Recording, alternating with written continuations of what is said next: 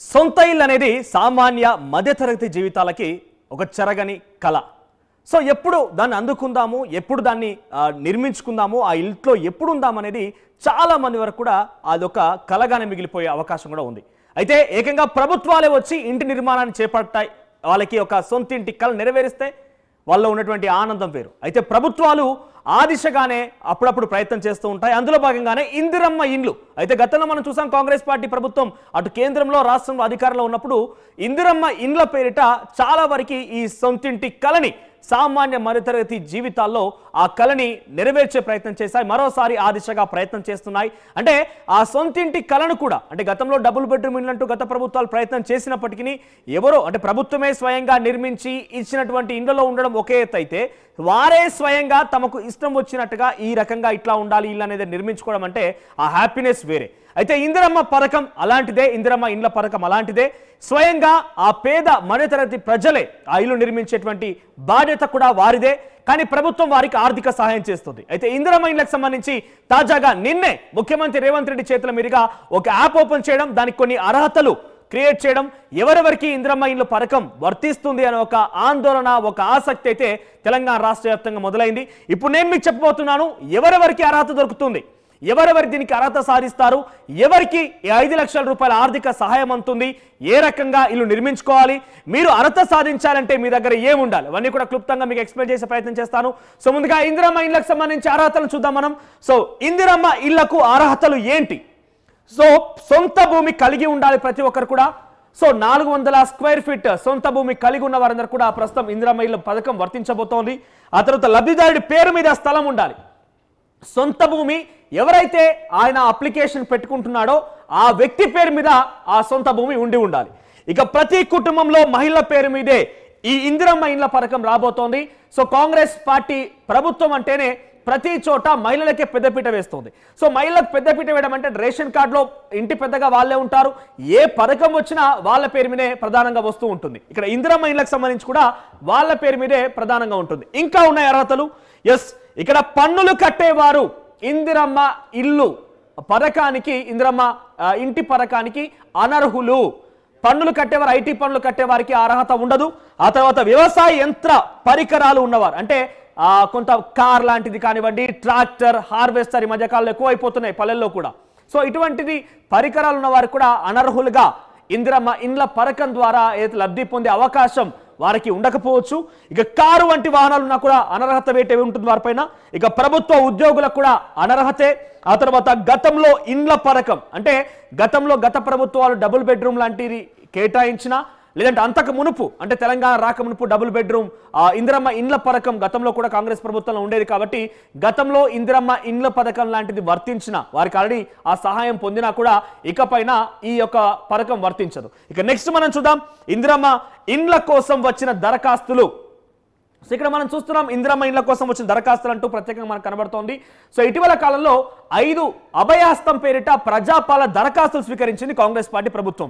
So వచ్చినటువంటి కొన్ని నెలల వ్యవధిలోనే అప్లికేషన్ తీసుకుంటే ఇల్లు కావాలి అని చెప్పి ఇందిరమ్మ ఇండ్ల పథకం కోసం కూడా ఒక ఆప్షన్ పెట్టి ఎవరెవరికైతే ఇల్లు లేదు, ఇల్లు కావాలనుకుంటున్నారు వారు దరఖాస్తు చేసుకోవడానికి కనుక అక్కడ ఇస్తే దాంట్లో సుమారుగా 80,54,554 దరఖాస్తులు వచ్చాయి. ఏమని?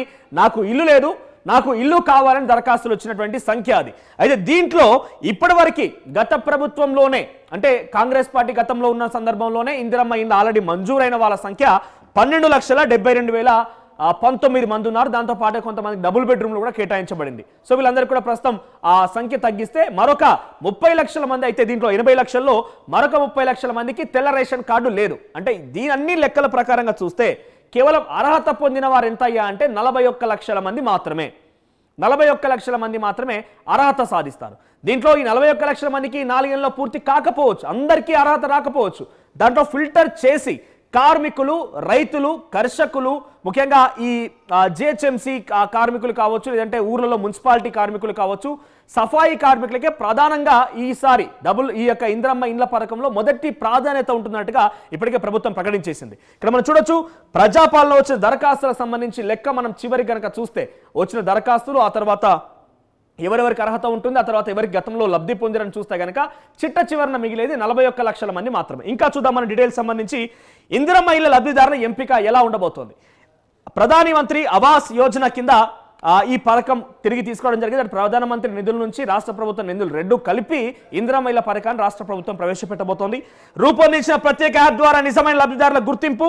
గతంలో ఇండ్ల విషయంలో లబ్ధి పొందితే యాప్లో ఆటోమేటిక్గా రిజెక్ట్ అయ్యే అవకాశం ఉంది. గ్రామ పంచాయతీల్లో వివరాలని గ్రామ పంచాయతీ కార్యదర్శి అప్లోడ్ చేస్తారు. వాళ్ళకున్న అర్హతలు ఏంటి, వాళ్ళకున్నటువంటి డీటెయిల్స్ ఏంటి, అంతా ఆటోమేటిక్. ఇక్కడ ఏఐ టెక్నాలజీ ఉపయోగించింది ఈ యాప్ రూపొందించారు.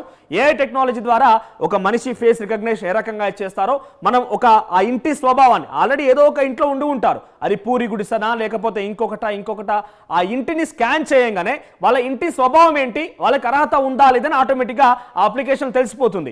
సో అయితే గ్రామ పంచాయతీ స్థాయిలో గ్రామ పంచాయతీ కార్యదర్శి, పట్టణాల స్థాయిలో అయితే ఆ వార్డు అధికారిగా ప్రత్యేకంగా కొంతమంది అధికారులు నియమించి వార్డు అధికారి యొక్క పూర్తి సర్వేని ఎవరెవరికి అర్హత ఉంది అనే విషయాన్ని వాళ్ళు తేల్చేస్తారు. ఇక ఇన్ డీటెయిల్స్ లోకి మనం ఇంకా వెళ్తే కనుక ఇందిరమ్మ ఇండ్లకు సంబంధించి నెక్స్ట్ పీసీఆర్. సో నెక్స్ట్ మనం చూస్తే కనుక ఇందిరమ్మ ఇండ్లకు ప్రభుత్వ నిధులు ఏ రకంగా ఇస్తుంది. 5 లక్షల రూపాయల ఆర్థిక సహాయం సొంత జాగా ఉన్న వారికే ప్రజెంట్ ఈ ఫేస్ లో నియోజకవర్గానికి 3500 ఇండ్ల కేటాయింపు ఏదైతే రాష్ట్ర ప్రభుత్వం చెప్తోందో దాంట్లో మొదటగా జాగా ఉన్నవారికే, ఇల్లు నిర్మించుకోవడం కోసం జాగా ఉన్న వారికే లబ్ధి జరగబోతోంది.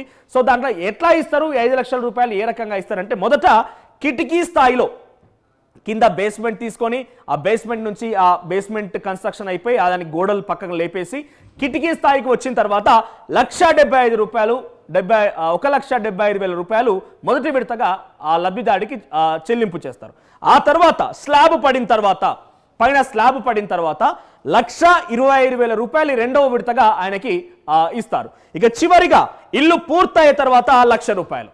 సో మొత్తం మీద ఇక్కడ 4 లక్షల రూపాయల వరకు అయితే లబ్ధిదారుని ఖాతాలో నేరుగా ఈ డబ్బంతా జమ అవుతుంది.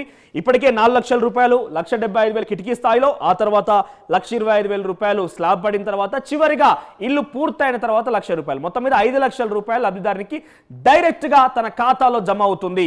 విడతల వారీగా ఈ జమ ప్రక్రియ కొనసాగుతుంది. నెక్స్ట్ మొదటి ఏడాది 4,50,000 ఇళ్ల నిర్మాణానికి రాష్ట్ర ప్రభుత్వం ప్రస్తుతం అయితే ముందుకు వెళ్తోంది. ప్రతి నియోజకవర్గానికి 3,500 ఇండ్ల చొప్పున ఈ మొదటి ఏడాది, అంటే ఆల్రెడీ ప్రభుత్వం ఏర్పాటు ఏడాది పూర్తయిపోయింది, ఇది మొదటి ఏడాదిగా భావించడానికి ఇంకా కేవలం 4 సంవత్సరాలు మాత్రమే ఉంది. ఏటా 4,50,000 మందికి లబ్ధిదారులకు అవకాశం కల్పిస్తామని చెప్తున్నారంటే మనకి ఇందాక మనం మాట్లాడుకున్నాం 41 లక్షల మందికి ఇల్లు లేకుండా ప్రభుత్వం లెక్కల ప్రకారంగానే తెల్ల రేషన్ కార్డు లేని వారు గతంలో లబ్ధి పొందిన వారిని డిలీట్ చేయగా 41 లక్షల మంది వస్తారు. మరి ఇక్కడ మనం చూస్తే ఏడాదికి 4,50,000 మందికే అర్హత సాధించే అవకాశం ఉందంటే 4 ఏళ్ల కాలంలో కేవలం 18 లక్షల మంది మాత్రమే, అంటే సగం కంటే తక్కువ మాత్రమే అర్హత పొందే అవకాశం ఉంటుంది. దాంట్లో ఇంకా సంవత్సరాలు పోయే కొద్దీ, ఏడాది మారిన కొద్దీ ఇంకా సంఖ్య పెరిగే అవకాశం ఉంటుంది కానీ తగ్గే అవకాశం లేదు. అంటే అనుకున్న స్థాయిలో 4 ఏళ్లలో మొత్తం వాళ్ళు ఏదైతే రేషన్ కార్డు ప్రతి వ్యక్తికి మాత్రం ఇవ్వలేకపోవచ్చు. ఇక తొలి విడతలో నియోజకవర్గానికి 3,500 ఇండ్లు, 3,000 కోట్ల నిధులు ఇప్పటికే రాష్ట్ర ప్రభుత్వం దీనికోసం కేటాయించింది బడ్జెట్లో కూడా. ఇక 4 ఏళ్ల వరకు కొనసాగనున్న ఇండ్ల ప్రక్రియ. ఇక నెక్స్ట్ మనం చూద్దాం డిజైన్లకు సంబంధించిన అంశం కూడా. 3 డిజైన్లు నిర్మించారు. దాంట్లో ప్రక్కగా ఒక 2 గదులు, వంటగది, బాత్రూమ్ అయితే కామన్ గా ఉన్నాయి. ఒకసారి మనం డిజైన్ కూడా చూద్దాం. డిజైన్ నమూనాను కూడా రాష్ట్ర ప్రభుత్వం విడుదల చేసింది. ఒకసారి డిజైన్ ప్లీజ్. ఒకసారి ఇక్కడ చూస్తే ఇక్కడ మీరు చూడొచ్చు ఇళ్లకు సంబంధించిన స్థలంలో మీకు కనబడుతోంది. ఇక్కడ లెంత్ ఎక్కువగా ఉంది, ఇక్కడ వెడల్పు తక్కువగా ఉంది. సో లోతుగా ఉండి వెడల్పు తక్కువగా ఉన్నటువంటి నిర్మాణం ఆ ఇళ్లకు సంబంధించిన డిజైన్ మనం చూస్తే కనుక ఇక్కడ మీరు చూడండి, ఇది కిచెన్, ఇది హాల్ రూమ్, ఇది బెడ్రూమ్, అటాచ్డ్ వాష్రూమ్ ఒకటి, ఆ తర్వాత జనరల్ బయట నుంచి ఇటువైపు నుంచి బయట నుంచి ఇంకొక వాష్రూమ్. సో 2 వాష్రూమ్లు ఉన్నాయి. అట్ ద సేమ్ టైం ఒక హాల్, ఒక కిచెన్, బెడ్రూమ్. ఇది ఒకవేళ కనుక మీకున్న జాగా కనుక పొడవుగా ఉండి వెడల్పు తక్కువగా ఉంటే ఈ నమూనా ప్రకారంగా ఇల్లు నిర్మించుకోవచ్చు అనేది రాష్ట్ర ప్రభుత్వం చెప్తున్నటువంటి ఒక నమూనా. నెక్స్ట్ మనం చూద్దాం ఇంకొకటి.